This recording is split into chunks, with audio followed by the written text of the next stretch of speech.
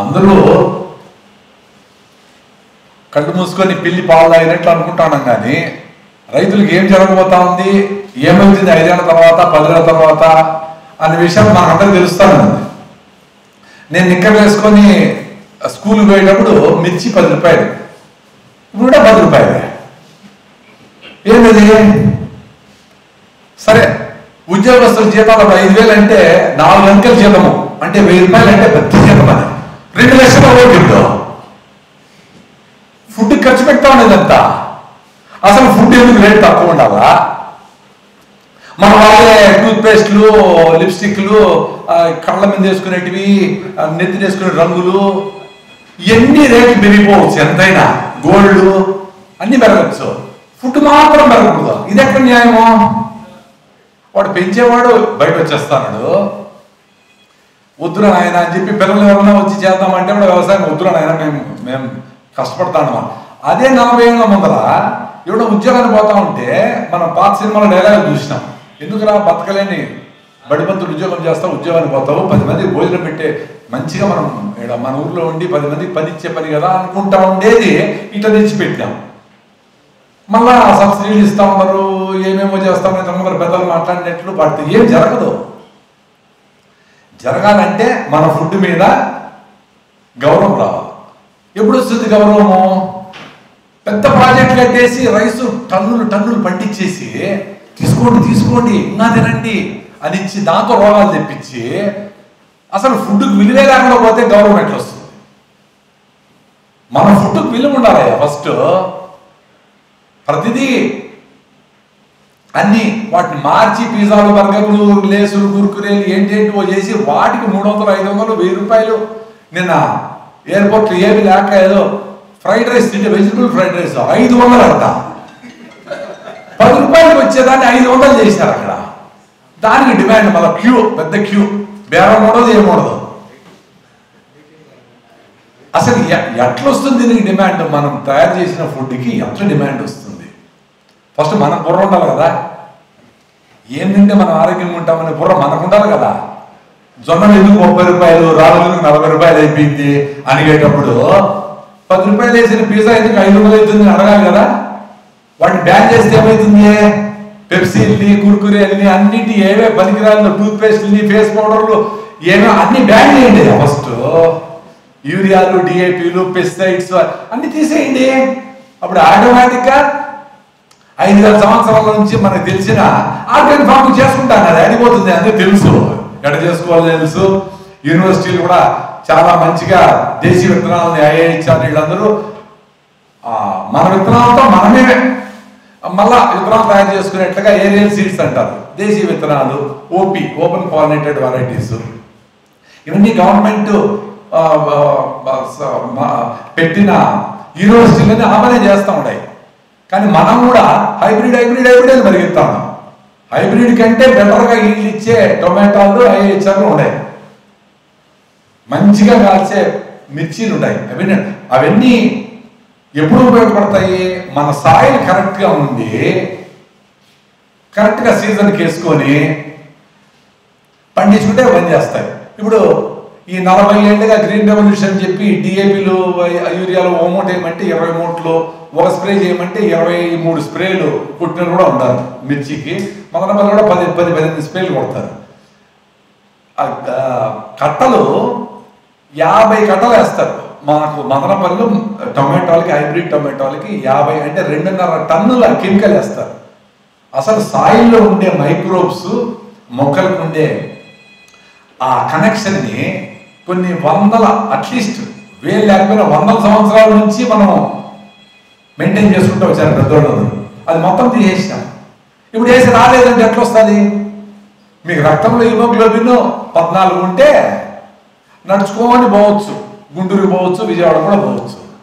6-5 ఊగుతాడు sir చెప్పినారు కదా ప్రసన్న గారు. ఎట్లున్నది న్యూట్రిషన్? 68 మందికి అసలు హిమోగ్లోబిన్ లేదు. మరి ఇన్ని రకాలు తింటా ఉన్నామే.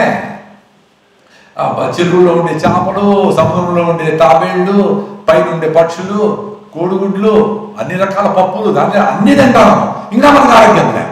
అన్నిటిది కూడా ఆరోగ్యం లేకపోతే, మనిషి కూడా లేకపోతే మిగతా ఆరోగ్యం ఉంటాయి కదా. పోనీ ఎన్ని తింటాడు రా నాయన మనిషి? అసలు మన న్యూట్రిషన్ సేమ్ రైసు సేమ్ పప్పుల్లో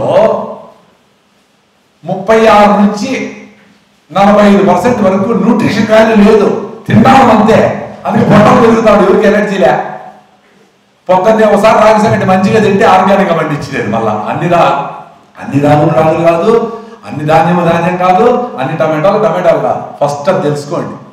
ఆరోగ్యంగా బాగా 6 అడుగులు ఎత్తుండి 90 కేజీలు ఉండవు, నీ బ్లడ్ టెస్ట్లు అన్నీ కరెక్ట్గా ఉండవు అని చాలా మంది సర్టిఫికేట్లు చేస్తారు. పిల్లలు కూడా ఆరోగ్యంగానే కనబడతారు. జనగణమన అంటారు 10 మంది పడిటారు, జయహో అంటారు 100 మంది పడిపోయింటారు. 5 నిమిషాలు జనగణమన కూడా నిలబడుకునే శక్తి లేని వాళ్ళు అది ఏం తిండి తింటాము, ఏం జరుగుతా ఉంది. డీటెయిల్స్ ఆఫ్ ది డెవిల్ అంటారు. అంటే డెప్త్ పోయి అసలు నీ సాయిల్ ఏంది, నెక్స్ట్ జనరేషన్ మన పిల్లలకి ఇచ్చే ఫుడ్ ఏంది, ఇంత ఎత్తి పెడతాను. అది ఏంటంటే అందరికీ ఇల్లు తీసినాము, గుంటూరులో ఇల్లు ఉంది, విజయవాడలో ఇది ఉంది, మా కారు ఉంది, ఆరోగ్యం లేదే. ఒక చిన్న వైరస్ వస్తే డబుల్ మాస్కులు 3 మాస్కులు వేసుకొని భయపడతారు. పోనీ మాస్కులు వేసుకుంటే అదే వదిలేసి అమ్మ 3 మాస్కులు వేసుకొని వదిలి వెళ్ళిపోయిందా, అందరిని తీసుకుపోయింది మొత్తం జనాలు. ఎవరెవరు మాస్కులు వేసుకొని ఎక్కువ చేసిపోయింది. సరే మంచి గాలి లేదు కదా, మంచి గాలిని బాగా నడిచి చెమట కాలిస్తే వాళ్ళని చూసి వదిలిపెట్టింది. మా కూడా వచ్చింది, అది పోయింది. ఎట్టపోయిందో మా మేనకోడలు అంటుంది, ఏమి అసలు మాస్క్ వేసుకో ఇటే తిరుగుతా ఉండవు అది. ఎందుకు వేసుకోవాలా అన్న, రాకుండా ఉంటుంది. మరి వేసుకునే అందరికి వచ్చింది కదా ఒకటి. సరే వచ్చింది నాకు లాస్ట్ జూలైలో 20 జూలైలో వచ్చింది. మనం వ్యాక్సిన్ వేసుకోమంటే ఎందుకు వేసుకోవాలి, యాంటీబయాటిక్స్ వస్తాయి. ఓహో యాంటీబయాటిక్ టెస్ట్ చేయించిన 0.8 ఉంటే చాలు 249 ఉంది. మరి ఎందుకు అది 3 నెలలు ఉంటుంది, వ్యాక్సిన్ వేసుకుంటే ఎంతో ఉంటుంది అడిగిన, అది 3 నెలలు లేదు. సరే నాకు వచ్చింది కదా 3 నెలల తర్వాత చూద్దాం లేదు చెప్పిన. మళ్ళీ 3 నెలలు చేస్తానే వస్తా ఉంటా. 126 అయింది, మళ్ళీ 350 అయింది. ఎందుకు తగ్గింది, మళ్ళీ ఎందుకు ఎక్కింది?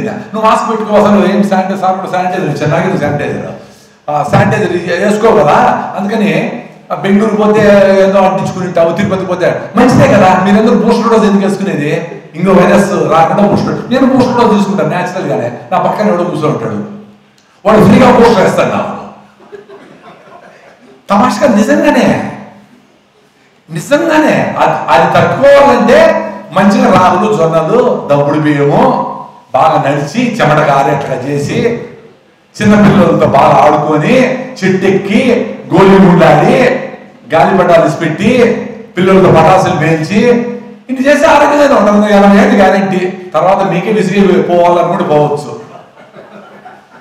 అది వదిలిపెట్టేసి ఇది తిను అది తిను, ఇది చేసుకో, కొత్త వైరస్ వచ్చి కొత్త వ్యాక్సిన్ వచ్చింది, అది పనిచేయలేదు, ఇంకో వ్యాక్సిన్ అన్ని కలిపి ఎన్ని వేసుకుంటారు, కానీ పరిగెత్తిస్తానే ఉన్నారు. చూసారా ఎకానమీ అంతా కొలాప్స్ అయిపోయింది, వేల కోట్ల రూపాయలు.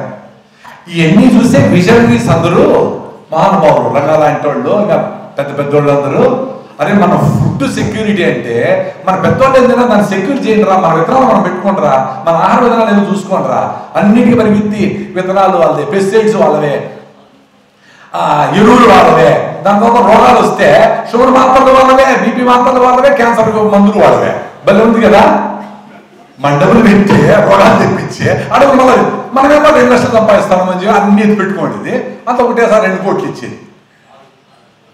ఎవరికి అవసరం లే, మన ఫుడ్ మనం తింటే ఆరోగ్యంగా ఉంటాం. న్యూట్రిషన్ వాల్యూ ఉండేట్టుగా చేయాలి. యూనివర్సిటీ అన్ని కూడా హైబ్రిడ్స్ కాకుండా బ్యాక్ క్రాస్ చేసి దాని క్యారెక్టర్స్ స్టెబిలైజ్ చేసి దేశీ విత్తనాలను ఇవ్వాలి రైతులకి. అట్లీస్ట్ రైతులు ఇప్పటికి 150-60 మంది ఉంటారు కదా, మీరన్నా మీ విత్తనాలతో మీరు పట్టించుకొని మీరు తిని ఆరోగ్యంగా ఉండండి. 150 మంది దేశంలో ఆరోగ్యంగా ఉన్నట్లు. మీరంతా అందరి కోసం మనం పని చేద్దాం. అసలు మీరు స్ప్రే చేసి మీరే తీసుకుని మీ పిల్లలకి టమాటాలు, మిర్చి, కూరగాయలు పెట్టితే అన్యాయంగా ముందు లేప తలరాత అంటారు. ఎట్ట తలరాత చెప్పు? మనం పీల్చే గాలి నాశనము, నదులన్నీ నాశనము, ఆరులో నీళ్ళు కెమికల్ వేసిన పెప్సీలు తాగుతారు, పిజ్జాలు తింటారు, చెత్తంతా యూరియాలు కెమికల్స్ వేసి ప్రిజర్వేటివ్స్ వేసి పాలల్లో కెమికల్స్ కలుపుకొని రిఫైన్డ్ ఆయిల్ అన్ని తింటారు. మళ్ళీ దేవుడు పూజిస్తారు, స్వామిని ఆరోగ్యం బాగా చేయి. ఏం చేస్తారు దేవుడు పాపం? మీరు చేసుకుని తప్పులండి. అది కూడా భార్య చేస్తుంది పూజ. నా భర్త బాగుండాలి స్వామి, నా మంగళసూత్రం అంటే వెంకటేశ్వర స్వామి అమ్మ నీ భర్త ఎవరు కనుక్కొని ఆయన తాగి పడిపోయింటే వెళ్ళి ఆయన లోపల హార్ట్ నుంచి బైపాస్ చేయండి. ఇదే నా పనే వెంకటేశ్వర స్వామికి.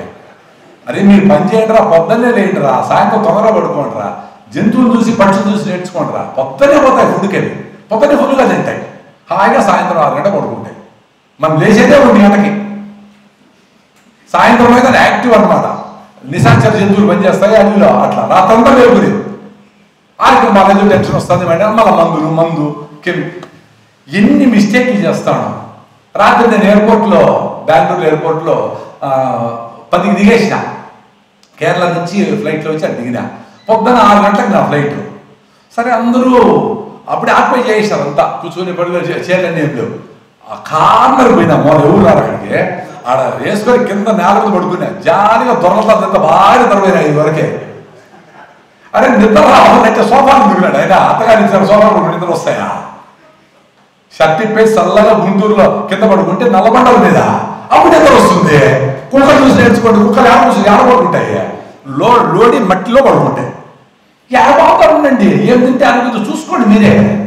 రాములు జొన్నలు సదలు తినండి, కొరవలు సదలు తినండి. ఏం చేయాలి ప్యాడీ అంటున్నారు స్పీకర్ గారు. అవసరం లేదు, ఎందుకు పండించాలా? తగ్గించేసి మీరు పండించండి. జొన్నలు కొరవలు సాగులు పండించండి, ఆర్గానిక్ సర్టిఫై చేయండి, వాటిని ఎక్స్పోర్ట్ చేద్దాం. వాళ్ళు కూడా మాకు రోగాలు వచ్చి సస్తా ఉంటారు కదా అందరూ. అమెరికాలో బయట మనం అనుకునే డెవలప్డ్ కంట్రీ, కానీ వాళ్ళకేం జబ్బులేం తక్కువ లేవు. ఏదో మందు బిళ్ళకు తింటే అట్లా నడుపుతా ఉంటారు కథ. వేమన్ గారు ఏం చెప్పినారు? అపకారం కూడా ఉపకారం చేయమన్నాడు. సో వాడు మన పెప్సీ ఇచ్చినాడు కదా, మనం మంచిగా కొరవలు మజ్జిగ కొబ్బరి నీళ్ళు అవన్నీ ఎక్స్పోర్ట్ చేసి వాడి ఆరోగ్యం కాపాడదాం. వాడి బుర్ర బాగుండి అందరికీ పాకిస్తాన్కి మనం కూడా అందరికీ బాంబులు అమ్ముతాను కదా. బాంబులు అమ్మకుండా ఒరేనైనా నువ్వు మా మీద ఎందుకు పడతావా? మిస్ వరల్డ్ మాకేం అవసరం లేదు, మాకు ఆరోగ్యంగా 14 హిమోగ్లోబిన్ అమ్మాయిలు ఉంటే చాలు. మిస్ వరల్డ్ అనేది ఒకటి వేసేది బెంగళూరులో. పొలోమ నీళ్ళందరూ సన్నగా ఉండాలని మునక్కాయ జ్యూస్ మాత్రం తాగుతాడని కింద పడింటాడు అక్కడ. నడుస్తా మునక్కాయ జ్యూస్ తాగితే, ఆకులు తాగితే అయిపోతుంది, లేదు ట్యాబ్లెట్లు. లావు అవ్వాలంటే హెర్బాల్ ఏంటంటో చెత్త. ఎంత ఫుట్బాల్ ఆడుకుంటారో తెలుస్తా ఉందా మనతో? మీరు ఫుట్బాల్ ఆడుకుంటారు మల్టీనేషనల్ కంపెనీలు. మీ జీవితాన్ని మీ చేతుల్లో పెట్టుకోండి. 2 రోజులు 3 రోజులు తినకపోయినా ఏం కాదు. రాత్రిలో టెంప్ట్ అయ్యేది రైస్ తిన్నా, లేకపోతే ఏం లే. అంటే అట్మాస్ఫియర్ అట్లా చేస్తుంది. ఎయిర్పోర్ట్లో పోతా ఉంటే ఈట్ బెంగళూరు అని ఇది అని అదని లేని ఆటలు తెప్పిస్తారు స్వామి. మీరు పోయి మీ పనుల్లో ఉండండి, అవేమో కనపడవు కదా. మేమే టెంప్ట్ అయిపోతా ఉంటాము. ఇంక బయట పిల్లకాయలు పోయి మీరందరూ పల్లీలు ఉండలు తినండి, నువ్వుల లడ్డు తిను, ఈ విధంగా తింటారు వాళ్ళు.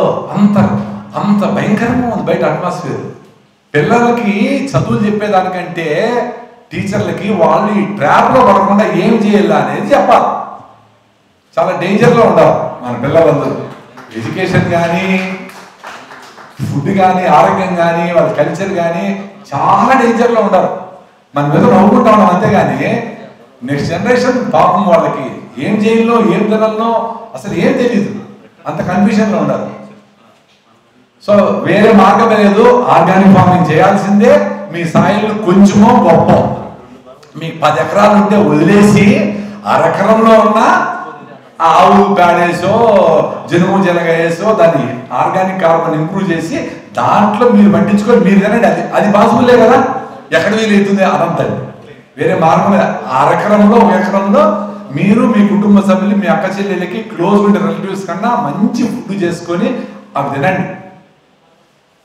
మీకు ఇంకా డబ్బులు ఉంటే, మీకు ఇంకా డబ్బులు పెట్టగలిగితే అప్పుడు కొంచెం ఎక్స్టెండ్ చేసి దాని ఆర్గానిక్ ఫుడ్ అని నార్మల్ కంటే ఎక్కువకే అమ్మండి. ఇంకా కమ్యూనిటీ లాగా అందరూ చేసి ఆర్గానిక్ సర్టిఫికేషన్ చేసి ఎక్స్పోర్ట్ చేస్తే కూడా డబ్బులు వస్తాయి. దానికి పోయే ముందర మీరు ఏ పురుగులకి ఏ మందులు కొట్టాలా, IIPHM అని ఉంది, Indian institute of plant health management అని హైదరాబాద్లో. వాళ్ళు చాలా రీసెర్చ్ చేశారు. చాలా మందులు కొట్టి కెమికల్స్ లేకుండా ఆర్గానిక్ ఇన్పుట్స్తోనే మేనేజ్ చేసి ఒక బయలాజికల్ పెస్టిసైడ్స్ ఇవన్నీ చేస్తూ ఉంటారు. గవర్నమెంట్లో చేసినవి ఏమంటే ఎవరికి నమ్మకము కుదరక అన్నీ అట్లే ఉంటాయి.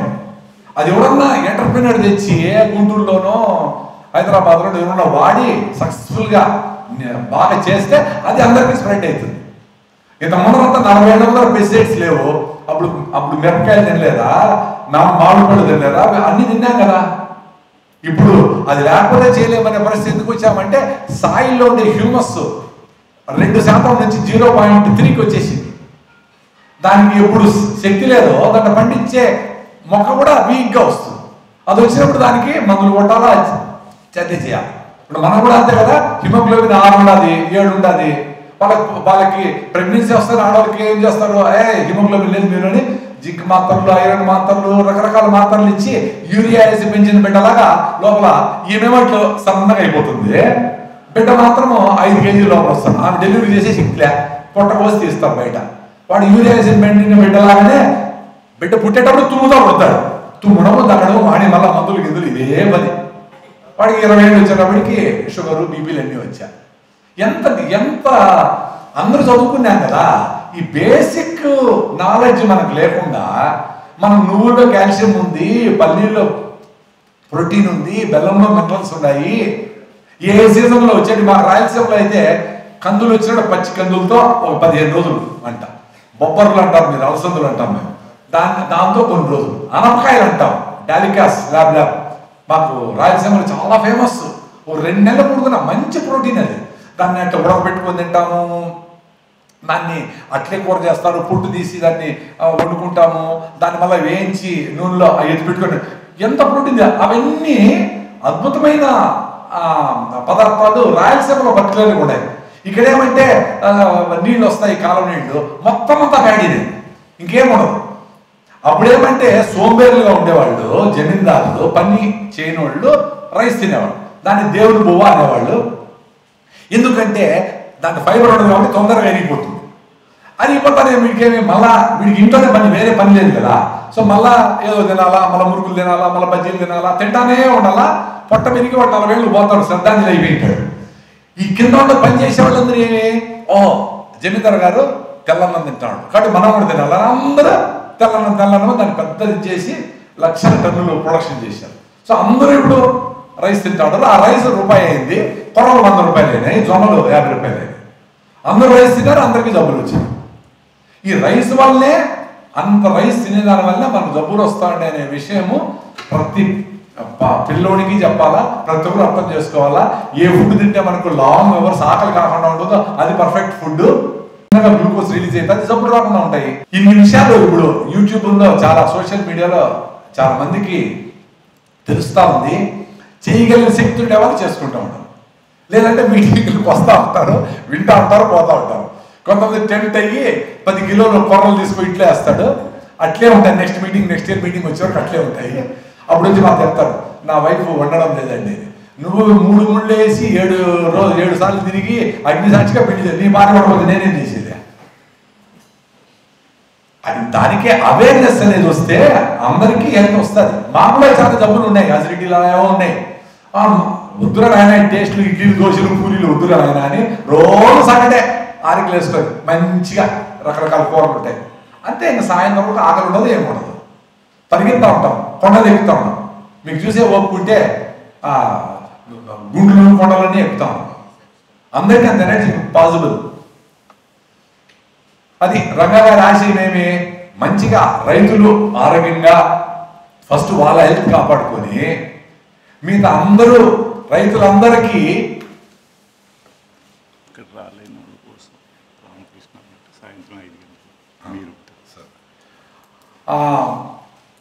ఫస్ట్ రైతుల ఆరోగ్యం ఉంటే కదా మిగతా అందరికి భోజనం అందించేది.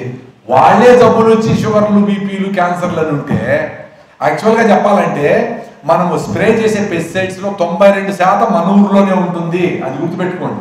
92% అట్లే రాలి కింద పడుతుంది, సాయిల్లో ఉంటుంది, నీళ్ళలో కలుస్తుంది, కాలువలో కలుస్తుంది, బోర్లు లేకపోతుంది, ఆవులు గిడ్డి లేకపోతుంది, పాలలో వస్తుంది. ఫస్ట్ మీ రైతులు స్కిన్ లేకపోతుంది, లంగ్స్ లేకపోతుంది. అందుకే పళ్ళుల్లో కూడా క్యాన్సర్లు వస్తున్నాయి. 8% కూరగాయల రూపంలో సిటీలు పోయేది. వాళ్ళ వల్ల ఉప్పేసి కడిగితే అది కూడా తగ్గుతుంది. ఎక్కువ ఎక్స్పోజ్ అయ్యి ఎక్కువ బాధపడతా ఉండేది, ఎక్కువ డ్యామేజ్ అవుతా ఉండేది రైతుకే. సో పెస్టిసైడ్స్ వల్ల అయ్యే ప్రాబ్లమ్స్ అన్నీ అందరూ అర్థం చేసుకొని, ప్రొఫలాక్టిక్ అంటే జబ్బు రాకనే కొట్టుకుని జీవామృతం కావచ్చు, బ్రహ్మాస్త్రము, అగ్నిస్త్రము, రకరకాలు ఉన్నాయి. అదేం పెద్ద అస్త్రాలు ఫార్ములా ఏం లే. అంత మిర్చిలో ఆ గట్ల మీద ఉండే కొన్ని మొక్కలకు అసలు ఏమి కాదు కదా. అంటే పురుగు పచ్చగా ఉంటే ఏదైనా తింటారు, ఏదో రకమైన పురుగు, రకరకాల పురుగు, ఏది ఏ పురుగు తినకుండా ఎందుకుంది అది. సో ఆ మొక్క తీసుకోండి, జిల్లేడు మొక్క తీసుకోండి, వేప తీసుకోండి, కాను తీసుకోండి, రకరకాలు ఏమున్నాయో అవన్నీ వేసి స్ప్రే చేస్తే పురుగు కన్ఫ్యూజ్ అయ్యి అది వచ్చి అదే ఏదో వేరే స్మెల్, నా ఫుడ్ కాదు వెళ్ళిపోతుంది. పక్కనే యూరియా వేసి పెద్ద పెంచిట్టాడు మీ అన్నో తమ్ముడో ఫ్రెండో, ఆడవి పట్టుకుంటారు, బాగా నగలేసుకొని పోతా ఉండేమనే కదా దొంగలు రాత్రి కూర్చొని రాత్రి తలపొరటి తీసిపోయేది. ఇది బాగా ఏపుగా పెరిగిందంటే అది నెత్తిన పడతాయి అంత పురుగులన్నీ ఆటోమేటిక్గా. సో ఇప్పుడు మీరు స్ప్రే చేస్తారు, ఏదో కషాయం చేస్తారు, మీరు పెట్టిందే మీ పేరే, మీ నాన్న పేరు మీ తాత పేరు పెట్టుకొని మీరే కషాయం రిలీజ్ చేయండి. మేమేదో పెద్ద పుడిగులు నాకేమో కొమ్ములేడు లేవు.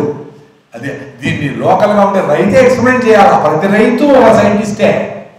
మీరు చేసి ఈరోజు స్ప్రే చేస్తాం, వారం పడుతుంది, రేపు మళ్ళా స్ప్రే చేయాలా, ఈ మందు వాసన ఉండదు మళ్ళా, అయిపోయింది టైం. ఓకే, ఆటం బాంబు వేస్తే అందరూ చచ్చిపోతారు. ఆటం బాంబు మంచోళ్ళని సపరేట్ చేసి నువ్వు వదిలేయమ్మా అని చెప్పవు. సో పెస్టిసైడ్ కొడితే మంచి చెడ్డ అన్నీ పోతాయి. ఆ సాయిల్లో పడితే సాయిల్లో ఉండే మైక్రోబ్స్ పోతాయి. ఆ మైక్రోబ్స్కి చెట్లకు ఉండే సంబంధం కట్ అయిపోతుంది. చెట్లకి ఏం కావాలని ఆ సాయిల్ బ్యాక్టీరియాకి తెలుసు, ఆ బ్యాక్టీరియాకి ఏమేమని మొక్కలకు తెలుసు. ఇది పెద్ద సైన్స్, చాలా మంది రీసెర్చ్ చేసి బుక్లు రాశారు, పీహెచ్డీ కూడా చేశారు. దాన్ని మళ్ళీ రివైవ్ చేస్తే ఇంకా 30 ఏళ్ళ తర్వాత 40 ఏళ్ళ తర్వాత మనం అందరూ ఆరోగ్యంగా ఉంటాం. లేకపోతే స్టీఫెన్ హాకింగ్స్ చెప్పినట్టు 1000 ఏళ్లలో ఎవరు ఉన్నాం, భూగోళం మీద అసలు నివాసయోగ్యం కాదు. ఎవరు మనతో పాటి పిచ్చుకల్ని, కోళ్ళని, కాకుల్ని అన్నింటినీ తీసుకుపోతాం. ఈ అవకాశం ఇచ్చిన పెద్దలకి కృతజ్ఞతలు. Thank you. ఇంకోటి ఈరోజు ఇక్కడ రాలేని వాళ్ళు లేదు, మళ్ళా మనం కొంచెం మాట్లాడుకుందాము వీటి గురించి అనుకునే వాళ్ళు రామకృష్ణ మఠం సాయంత్రం 5 గంటలకి రామకృష్ణ మఠంలో కలుస్తాం. ఎవరన్నా మీకు ఇంట్రెస్ట్ ఉండే వాళ్ళు ఉంటే అక్కడ రండి. ఇక ఈ కొర్రలు సామలు ఏదో పెద్ద అనుకోవద్దండి, ఇవన్నీ మన పెద్దోళ్ళు తినేటివే, ఏమి బయట దేశాల నుంచి ఇంపోర్ట్ అయ్యేటివి కాదు. వీటి గురించి ఎట్లా వండుకోవాలా, ఎట్లా వీటితో ఇడ్లీలు దోశలు రెగ్యులర్గా ఉండే ఫుడ్స్ టేస్టీగా చేసుకోవాలా అని మీకు ఇంట్రెస్ట్ ఉంటే నా నెంబర్కి మీరు వాట్సాప్లో హలో అని పెట్టండి, ఆ లింకులు పంపిస్తాను, అవి చూసి మీరు చేసుకోవచ్చు. 9440 168816. ఇంకోసారి చెప్తాను, 9440 168816. ఇది మినిమం ఈ మిల్లెట్స్తో ఒక్క వారం తింటే మీకు లైఫ్ చేంజ్ అవుతుంది. రైస్ నిలిపేసి ఒక వారం తింటే చాలా చేంజెస్ వస్తాయి. ఆ వారం కూడా సిన్సియర్గా చేయాలి. నమస్తే అండి, thank you sir. Prasad garu, మీరు ఈ life style disorders, erratic eating patterns మా పిల్లలకి వినిపించాలి. అంతా ఫార్మర్స్ పిల్లలు కూడా చాలా అవసరం ఉంది. ఇంకొకసారి మిమ్మల్ని ప్రత్యేకంగా పిలుస్తాము, మీ సర్వీసెస్ వాడుకుంటాము. మీ యూట్యూబ్లో ఛానల్స్ అన్నీ అంతా వైరల్ అవుతాం, యూట్యూబ్లో మీ పోస్టింగ్స్ అన్నీ కూడా వైరల్ అవుతా ఉంటే మేము కూడా చూస్తూనే ఉంటాము. Okay, thank you sir. మరిన్ని అప్డేట్స్ కోసం STV యూట్యూబ్ ఛానల్ని సబ్స్క్రైబ్ చేసుకోండి.